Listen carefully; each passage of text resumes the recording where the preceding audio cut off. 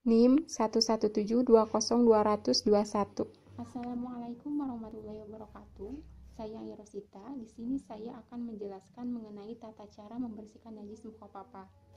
Namun, sebelumnya kita harus tahu dulu apa itu najis muka papa. Nah, najis muka papa merupakan salah satu najis yang termasuk ke dalam kategori najis yang paling ringan. Mengapa?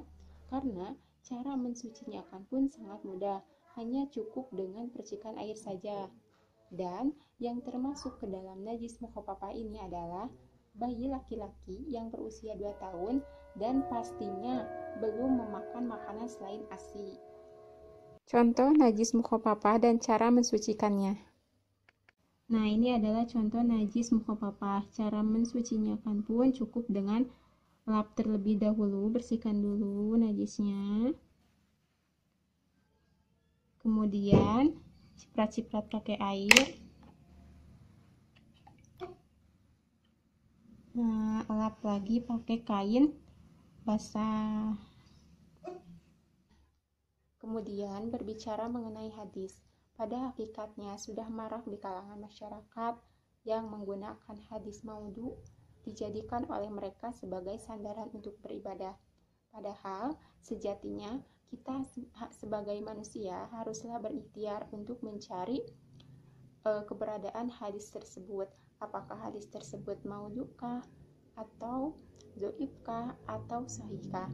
Karena yang mana nantinya hadis itu akan menjadi sandaran untuk kita beribadah setelah Al-Quran.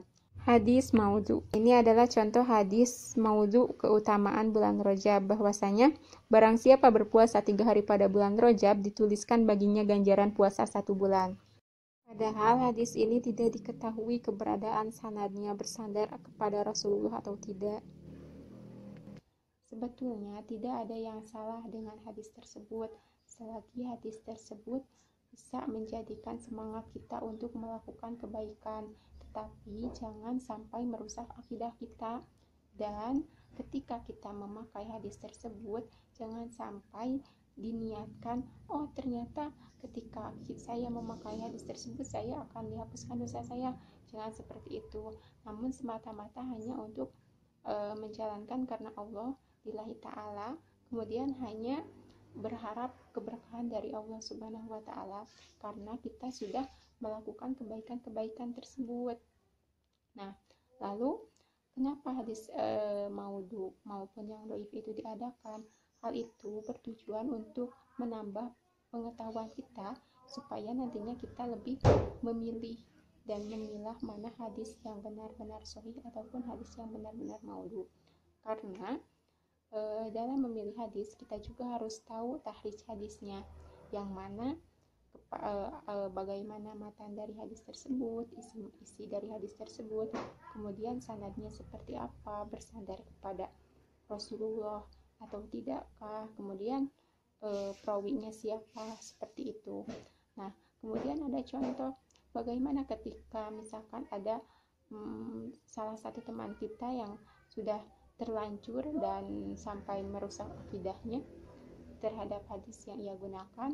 Nah, solusinya kita sebagai temannya yang pertama ya harus respect, mengingatkan, jangan sampai menjudge ketika ada teman kita yang berpuasa di bulan Rajab, kemudian teman tersebut mengajak kita untuk berpuasa karena supaya mengharapkan menghapus dosa dan masuk surga.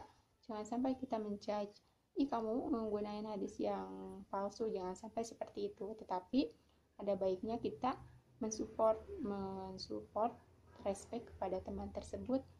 Oh iya ya, ternyata berpuasa di bulan Rajab itu sangat baik pahalanya gitu kan. Kita itu semata-mata ya udah yuk kita perbanyak amalan-amalan baik, tapi kamu jangan diniatkan karena kamu ingin dihapus dosa-dosa kamu, tapi niatkanlah semata-mata karena Allah dan mengharap keberkahan dari Allah.